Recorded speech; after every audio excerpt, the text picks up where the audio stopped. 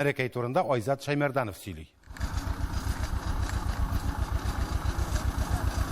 Дамир Садрисламов үзенә эшләүче җир кешесе. Техникасы да, җире дә бар. Ул авылда калган яшьләрнең берсе. Шушында гаилә корган, йорт салган, бүген 3 бала атасы. Да. Атилар, анилар тора, каптанилар, каптатилар. Шушы бер урамда. Ая. Атының абый. Шәһәргә китәргә теләк булмадымы? Авылда калырга ният бар. Авылда рәхәт, тыныч. Башка яшьләрдән аермалы ул Мәрәкәй авылында калырга карар кыла. Гаиләдә бары татарча сөйләшәләр. Балалар милли гореф-гадәтләр белән тәрбияләнә. Әйдә, Әминә, җырлап күрсәт. Караява, сине туа көнендә бәше шакал азымы белсен кадай үзеңә. Молодец, молодец. Сен ничә яшьсең? 2 яшь. 2 яшь. 3 яшь. Әзрәк алдыйсың икән син? Ярар. Нәрсәдә уйнарга яратасың? Унда уже бик баш турыклыгы. Дамир Садрисламовны үрнәк итеп күрсәтергә була. Ул эшсез утырмый, зарланмый һәм авылны сайлый. Совет чорыннан соң колхозлар таркалагач, Мәрәкәй авылында тотрыксызлык башлана. Эшле халык читкә китә башлый, яшьләр шәһәргә күчә. Бүген авылда 300 кеше яши. Кайчандыр шушы җирләрне тоткан татарлар саны бермә-бер кими. Үзгәрешләр шундый, без беркемдән дә глобализация действительно бар. Потому что эш юк, тегесе монсы, яшьләр китәләр, вакытта күбесе шәһәргә йөреп эшлиләр.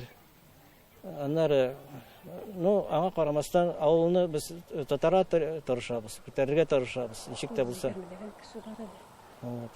Хәзер безнең нашу төзелешләр бар, аңа карамастан яңа йортлар да салына. Авылдагы үзгәрешләр мәгариф тармагына да йогынты ясаган. 2008 елда Мәрәкәйдә мәктәп ябыла. Балалар хәзер урыс авылына барып укый. Элек Мәрәкәйдә алар атнасына 5 татар теле дәрес алса, хәзер бөтенләй туган телен өйрәнми. Балалар татар хәрефләрен танымыйлар да. Күп вакыт менә кичкенә балалар да очрыйлар, русча сөйләшәләр. Да, русча. Шуңа күрә менә татар теленең киләчәге борчый мине. Рима Гомәрованың бөтен өмете мәчеттә, менә ул мәхәббәт бина. Мәчет янында мәдрәсә һәм юлчыларга кунак йорты да салып маташалар. Бер өмет бар инде, шушы мәчетнең мәдрәсәсен ясап бетсәләр, мәдрәсәдә укырга килүчеләр булыр иде. Аннан соң ял көне дәрес, татар теле дәресләре үткәрү мөмкинлек булыр иде. Менә шундый өмет белән яшибез инде. Мәрәкәй мәчете Совет чорыннан соң салынган беренче гыйбадәтханә. Аны төзергә эшмәкәрләр һәм авыл халкы ярдәм иткән. Нәкъ шушы урынны авылның яңарышы булыр дип өмет итәләр. Кадәр мәчет булган юк иде, авылда без аны күргән юк иде. Шуңа күрә безнең көтеп алган мәчет инде бу.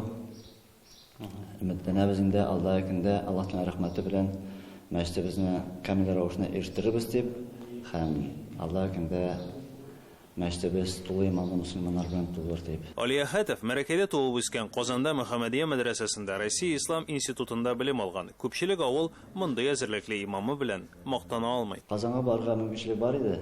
Аларга да шәһәрләр да, ләкин үз авылына калдырасы килмәде. Чөнки шулда тулып үскәч, Аллаһ Тәгалә дин ялын күрсәткәч, ислам динен матурлыгын күрсәткәч, калганнарга да аны тапшырасы килде. Әле менә чак намазга баскан чакларны карасаң, казыр көндә кешенең дингә кеше якынрак тартыла, динне өйрәнергә теләгән кешеләр дә бар. Шуңа күрә безнең өметебез бар, алдагы көндә авылыбызда мөселманнар яшәрбез, тулы иманлы мөселманнар булыр дип. Авылда хәл ителмәгән социаль мәсьәләләр бар. Газ юк, утын белән ягалар, юлларга асфальт кергән һәм мәдәният йорты да юк. Дөрес, аның авыл читендә агачтан салынган иске бинасы тора, ташланды хәлдә. Авыл халкы җирле түрәләргә дә мөрәҗәгать итеп караган, ләкин файдасы булмаган. Башта әйтләр, итегендә сарайдан ясыйбыз, булай әйттеләр. Аннары кичкенә күләм белән тоже Лукойловский проект, әлеге панельный комплект, панельдән генә эшләргә.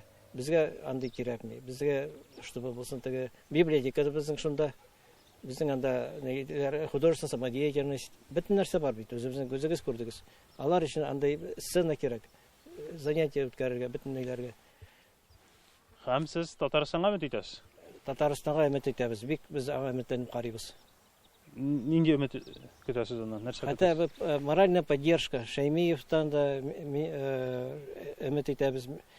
И президент Татарстан Минихановтан да зур өмет. Бер-ике сүз әйтсә дә, ул губернаторга чыгала бит, әйтә, безнең губернаторда очраштылар, әле генә очраштылар, Махонин белән. Шул вакытта да бер-ике сүз әйтсә дә, алар искә алалар, уже крючок язып куялар, мәрәкәдә клуб кирәк. Авылда мәдәният йортына ихтыяҗ зур, чөнки монда моңлы, мәдәниятле халык яши.